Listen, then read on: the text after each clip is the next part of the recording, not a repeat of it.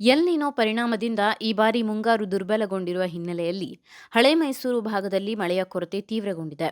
ಇದರ ಪರಿಣಾಮ ಕೆಆರ್ಎಸ್ ಹಾಗೂ ಕಬಿನಿ ಜಲಾಶಯಗಳ ನೀರಿನ ಮಟ್ಟ ದಿನೇ ದಿನೇ ಇಳಿಕೆಯಾಗುತ್ತಿದ್ದು, ರೈತರು ಹಾಗೂ ನಗರ ಜನತೆ ಆತಂಕಕ್ಕೆ ಒಳಗಾಗಿದ್ದಾರೆ. ಮೈಸೂರು, ಕೊಡಗು ಹಾಗೂ ಕೇರಳದ ವಯನಾಡು ಪ್ರದೇಶದಲ್ಲಿ ವಾಡಿಕೆಯಂತೆ ಮಳೆಯಾಗದ ಹಿನ್ನೆಲೆಯಲ್ಲಿ ಕೆಆರ್ಎಸ್ ಮತ್ತು ಕಬಿನಿ ಜಲಾಶಯಗಳಿಗೆ ನಿರೀಕ್ಷಿತ ನೀರಿನ ಒಳಹರಿವು ಆಗುತ್ತಿಲ್ಲ. ಕಳೆದ ವರ್ಷ ಇದೇ ದಿನ ಕೆಆರ್ಎಸ್ ಜಲಾಶಯದ ನೀರಿನ ಮಟ್ಟ 108.92 ಅಡಿಗಳಾಗಿದ್ದರೆ, ಈ ವರ್ಷ ಅದು ಕೇವಲ 81.34 ಅಡಿಗಳಿಗೆ ಇಳಿದಿದೆ. ಕೊಡಗಿನಲ್ಲಿ ಮಳೆ ತೀವ್ರವಾಗಿ ಕಡಿಮೆಯಾಗಿರುವುದರಿಂದ ಜಲಾಶಯಕ್ಕೆ ಕೇವಲ 634 ಕ್ಯೂಸೆಕ್ ನೀರು ಮಾತ್ರ ಹರಿದು ಬರುತ್ತಿದೆ. ಇದೇ ವೇಳೆ ಕುಡಿಯುವ ನೀರಿನ ಅಗತ್ಯಕ್ಕಾಗಿ 436 ಕ್ಯೂಸೆಕ್ ನೀರನ್ನು ಹೊರಬಿಡಲಾಗುತ್ತಿದ್ದು, ನೀರಿನ ಸಂಗ್ರಹ ದಿನದಿಂದ ದಿನಕ್ಕೆ ಕುಸಿಯುತ್ತಿದೆ. ಇದರ ಪರಿಣಾಮ ಮೈಸೂರು, ಮಂಡ್ಯ ಹಾಗೂ ಬೆಂಗಳೂರು ನಗರಗಳ ನೀರು ಪೂರೈಕೆ ಮೇಲೂ ಆತಂಕ ಹೆಚ್ಚಾಗಿದೆ.